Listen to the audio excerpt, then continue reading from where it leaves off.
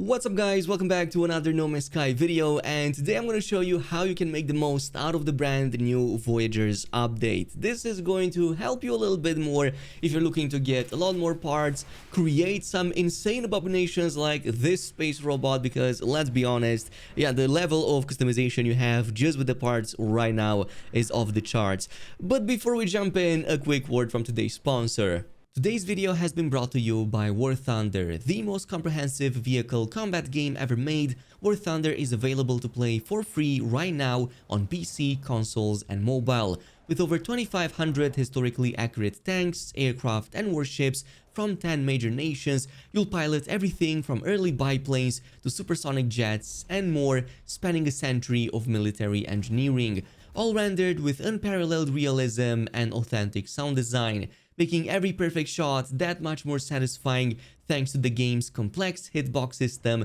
and detailed X-ray mode, which show the internal damage to your opponent's vehicle in real time. There's also a large community behind the game as well, with over 95 million players you can engage with in epic PvP battles. From a fast-paced arcade mode to a realistic mode, all the way to the ultimate challenge provided by the simulator mode, the choice is yours. So totally check out War Thunder on PC, PlayStation, Xbox, or mobile using my links down below. Plus, new and 6 months inactive players on PC and consoles will get this free bonus pack, including premium account time, 100k Silver Lions, an exclusive Eagle of Valor decoration, and much more.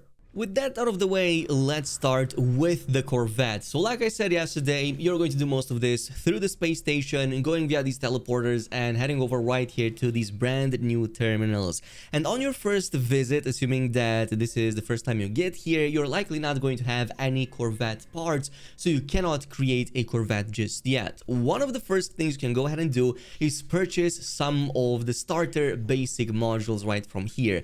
They can be quite costly, mind you, so you do need to have at least a few million just for your starter ship, but it's still going to be good enough. However, if you want a lot more base parts like these, you're going to have to go out there and explore. And there are a few ways in which you can get more of these ship parts. However, in my opinion, the best and quickest right now is by just getting salvage containers. Essentially, what you have to do is pay attention to any planet that features salvageable scrap right here at the top of the resources in the list. Once you go here on the planet surface, what I recommend doing straight from the ship that you just crafted is you can actually go ahead and open up the bay and scan the planet straight from your ship. You no longer have to go to the planet surface and land before you do this. So this is going to help a ton with the farming method. And from here, just use your scanners and pay attention to any of these salvage containers you see buried underground. They will appear with a yellow icon.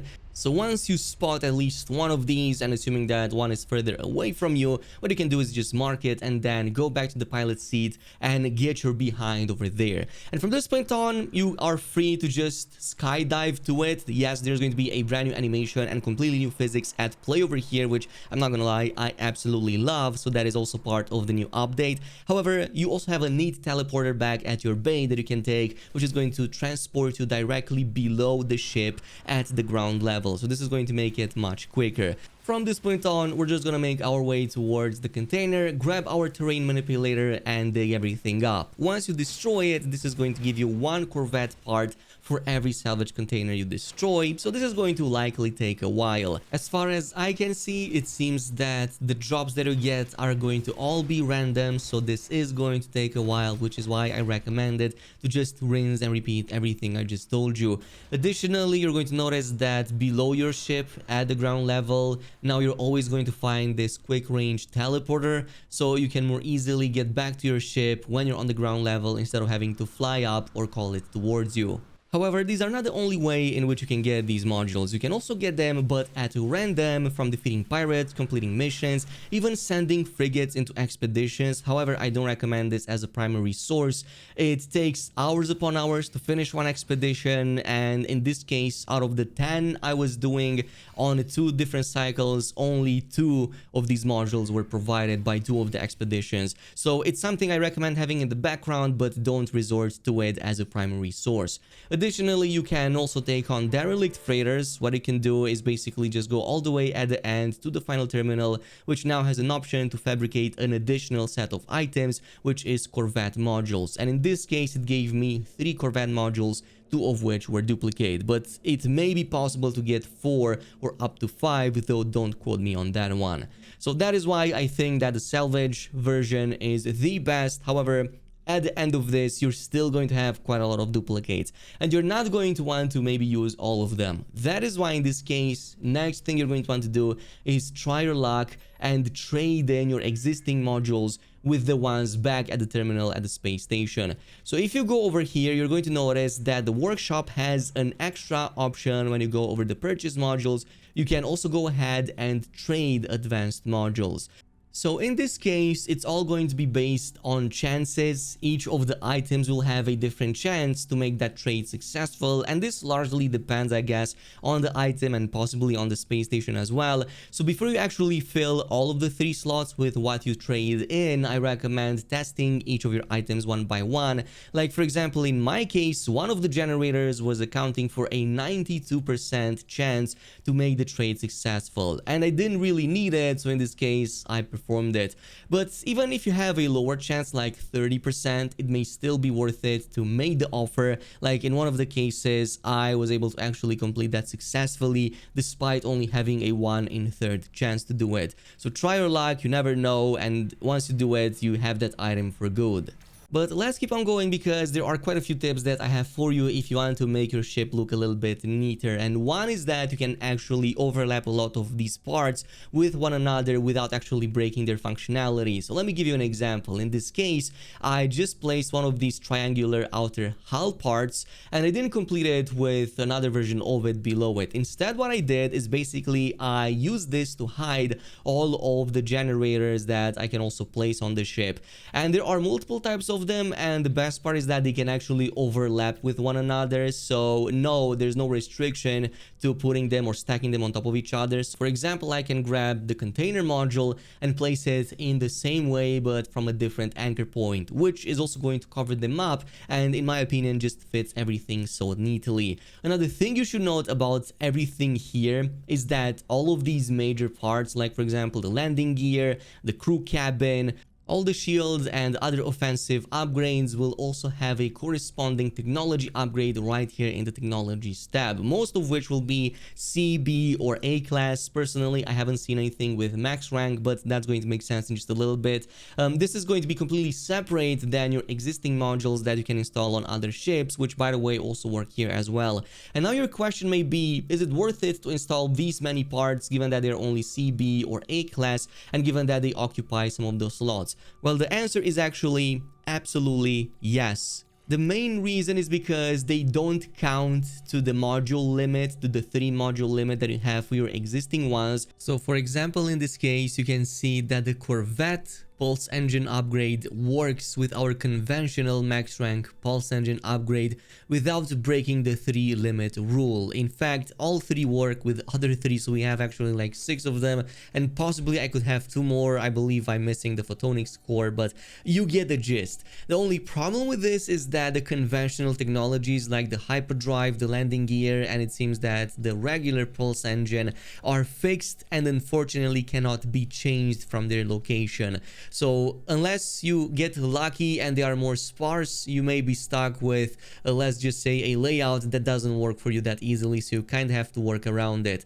That's why I also recommend, before you even actually start building this ship, is to go ahead and actually create a permanent save file, then craft it, see if the default technologies are placed in a proper spot that lets them be a little bit more spread out. If it's not, revert back. If it is good, continue with it.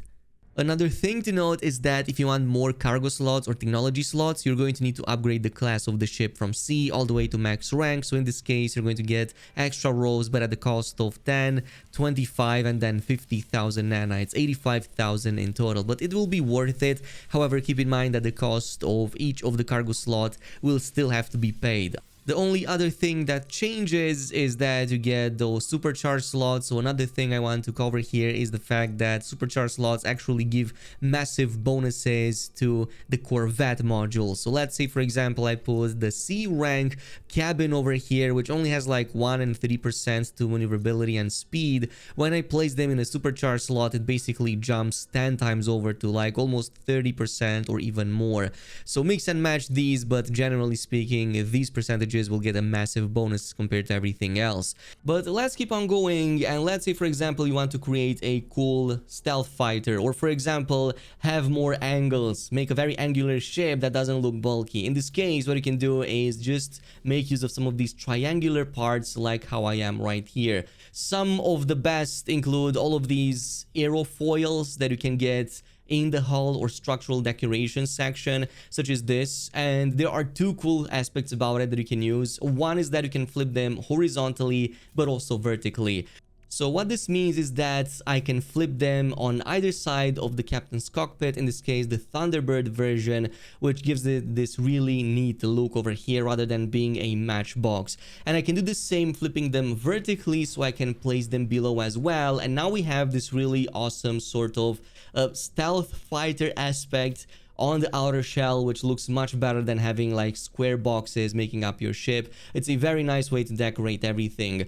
Besides this, if you want to do something neat but to the back side of it, you can actually use these three parts over here to actually create a really cool back wing. So mostly it is done by using the Speedbird cowling and S-foil, both of which work. You can also interlock them with other similar versions, but I believe these just give you one of the best looks for the back wing, and you still have the possibility to place engines nearby. Just keep in mind that you actually have to have some free slots on each side of the habitation module below this whole location for them to stick. Besides that, the game also saves your editing for these ships, but you can also start fresh edits on both existing ships and on new ones. So in this case, if you were to scrub the coloring or something, if you exit the edit mode and then go back into editing, you're going to see that the colors still remain. So what you want to do at the workshop, instead of picking number 1, pick 2, start fresh edits in this case with our ship, which is going to reset it to its default status before the new look was actually saved. So this gives you a bit of working room in case you're testing out different layouts and different looks. Also, there are no restrictions how aerodynamic your ship actually is, so as long as you have enough parts, you can literally just craft anything you want. In this case, I set up the game to creative mode, so just I can give you some examples, but you can pretty much go with whatever your imagination tells you. This is something that I'm kind of basing off a Reddit post I've seen at some point, but let me tell you, as stupid as it looks, you're still riding in a mech. And it's still as glorious as you think it is. As a matter of fact, I landed at a space anomaly at some point, and pretty much everybody was just going back in and checking out the build itself, even though it was not completely finalized. So obviously this is just a few minutes of work, but you can definitely go with something more complex. And on a final note, the only other thing I have to say is actually a warning, but also something that gives you a whole new appreciation to the speed at which we're actually traveling at. So in this case, you can totally jump out of your ship when it's pulsing around. All you have to do is just put on autopilot to any destination you want, get out of your cockpit, and then open up the bay, and behold, now you can see how quickly your ship travels. But let me tell you, once I jumped out of it, I was not prepared for how physically quick that ship was. I always knew it was quick, but I could never appreciate it in real time, how quick it moves relative to us or everything else in the game. You're in this case going to have to reload your save file to go back at it, so just keep that in mind when you're doing it. I'm not sure if you can actually die in outer space, but who knows, maybe you can. And that pretty much concludes today's video. Like I said in the intro, also don't forget to check out War Thunder on PC, PlayStation, Xbox, or mobile once again by using my links down below. Like I said, new and 6 months inactive users also get a huge bonus pack across PC and consoles.